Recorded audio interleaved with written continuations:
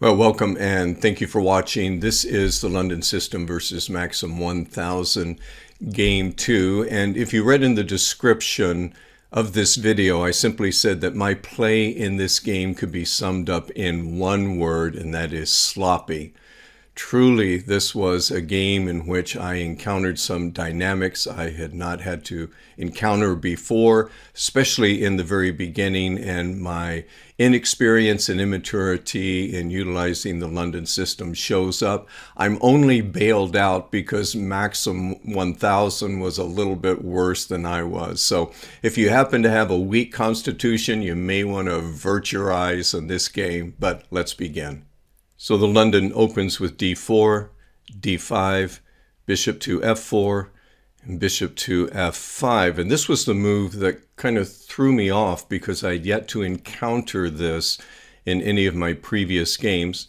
Looking at this diagonal of the light squared bishop down to c2, I saw that I was covered with my queen, so I didn't think too much of it. But the thing that I missed was the control that black is gaining on this e4 square. And really the move that I needed to make at this point was to take the b knight and move it to d2, giving support here at e4. Or another, and maybe the best move at this point for future reference, is simply to take the c pawn and move it to c4 and challenge this pawn and eliminate it from its influence over the c4 square. Nonetheless, that's not what I did. Knight to f3 and then knight to f6. So we have three mirror moves by my opponent, and I'm still a little perplexed. But now if you look at this, you will see that now black has three influences over the e4 square. It finally dawns on me what is going on. So I simply move the b knight to d2, but I am behind in development in protecting the e4 square. But I am also bailed out by Maxim. He chooses to move the knight to h5, targeting my bishop here. Now, the best move in this scenario, and we will encounter this several times in the other intermediate bots, this kind of threat of the knight moving from f6 to h5 to target the bishop at f4, is simply to move the bishop back to the e3 square and be safe there. However, that's not what I did in this game. I move forward to g5. Now, the problem with this, quite simply, is the way in which it can easily be defended. All that black has to do is move this h-pawn up to h6, targeting the bishop. I would then move back to h4, and then all that black has to do is move the g-pawn up to g5, and now I'm going to be here with my bishop, and I am still a target with this knight. Hopefully you could follow through with all of that, but one of the other problems is I would have moved my bishop 3 times in a row, 1, 2, and 3, and I'm going to fall behind in development while black is, in a sense, still developing their pieces. So it's not a wise move. Again, if we go back, the move you want to make is back to e3.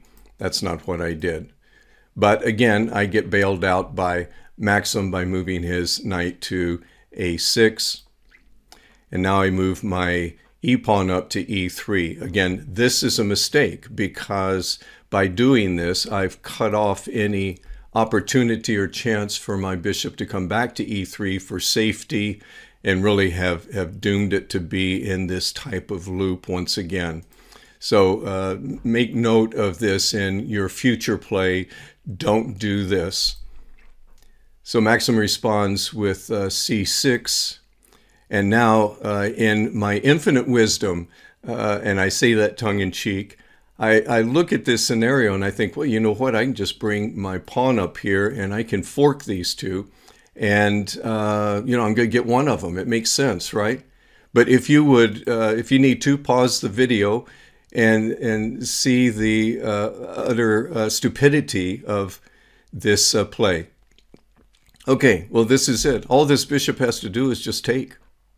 And I didn't see that at the time. Not only that, but once the bishop takes, he's going to fork my knight to my queen, being in a great position. And it would have been, or actually ended up being, a very sloppy move. However, once again, I'm bailed out by Maxim, moving his queen to d6. And I can take either the bishop or the knight, and I chose to take the bishop. Maxim comes up a little late to the game with f6, targeting my bishop, and now I go back into this loop. Again, all Maxim needs to do is just bring this right down. And I understand I could have had en passant here, but I probably would not have thought of it at this time. But nonetheless, moves his queen back to d8. I'll move my bishop up to e2, I should say. And the reason I did this is because I became very focused on this knight at h5. In fact, I've talked many times about not getting myopic about any one quadrant on the chessboard, but really keep looking at the entire chessboard. However, I became kind of obsessed with this, going, I'm going to drive this thing out. And it really to my detriment. I should just go ahead and move the bishop to its normal d3 square and continue with my proper setup. However, that's not what I did, and there's really no reason to move my bishop to e2 and start trying to chase this knight. Nonetheless, again, I'm bailed out by Maxim with the queen moving now once again to another d file square, this time d7. The reason I say this move is really of no avail by the bishop is if the knight moves here, I can take. If the knight moves here, I can take. So there's really no threat of this knight moving closer to my king. Yet, again, in my immaturity and inexperience, I thought I needed to take care of it. So now you watch and see what happens. I can't move my knight anywhere else safely, so I have to move back to g1, and certainly now I have this target here. But again, a lot of wasted moves, and I'm really not developing my structure in the London.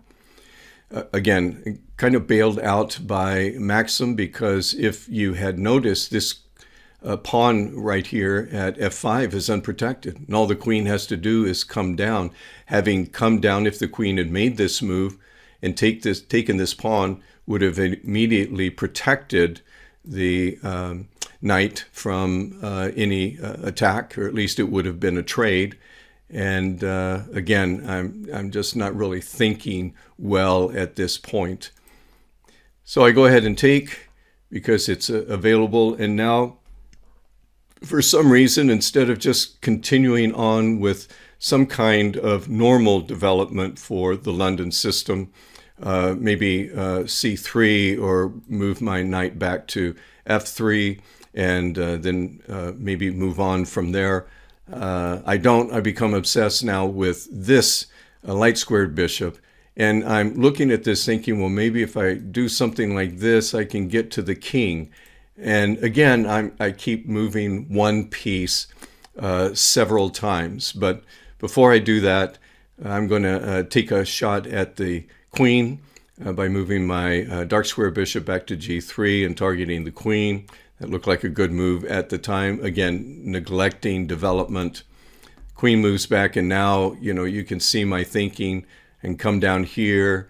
Maxim moves to b5, and then I'm going to come up and pin the queen to the king. Again, the only reason this worked is because I'm playing Maxim 1000, and the computer didn't read that, or it's not programmed to read that.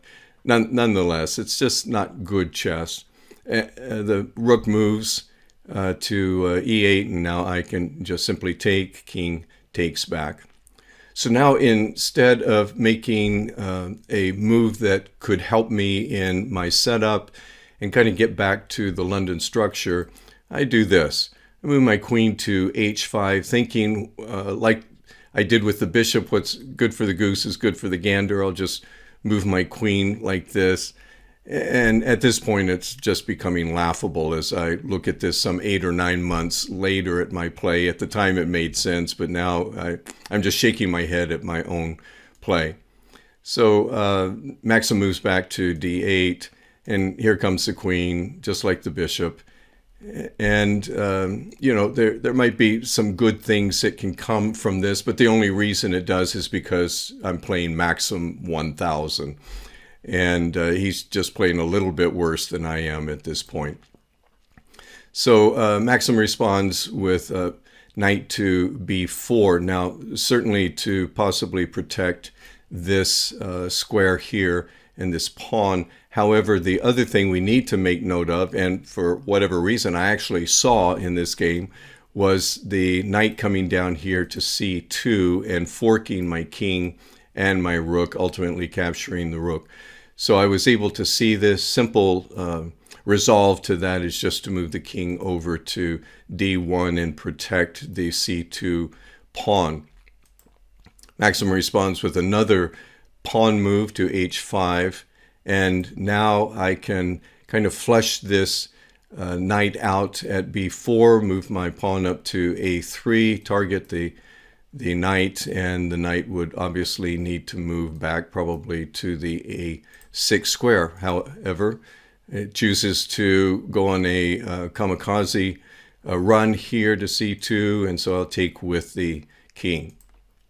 Another pawn move, obviously, if I take, we have the rook will come down and take. Don't want to do that, so we can just simply move forward, stay along this diagonal that will prove to be useful later on in the game. Rook moves up to one of those moves to nowhere. I mean, if anything, the rook maybe would want to come up here and target this, make a move across. So I go ahead and take this unprotected pawn here, and now you can see some converging lines and this c7 square that might bring about a checkmate. So Maxim moves the pawn out to e5 to block. However, I take with the pawn, take, and then instead of, obviously, let me go back, instead of taking with the bishop and then losing the bishop in this move, I noticed that I could do two things at once. I could move the queen here, protect this, and then also put the king in check. That's what I did. The king has to move. Now I can take with protection from the queen. And Maxim chooses to move to a6. And now I can put the king in check. And the king moves back, and which is the only choice it had. And now it's just on to mate. So if you gained anything from this video, it is what not to do. So use it that way, and then we'll just move on to the next spot. So once again, thank you for watching. We're going to move on to Hans 1000 Game 1. Look forward to seeing you there.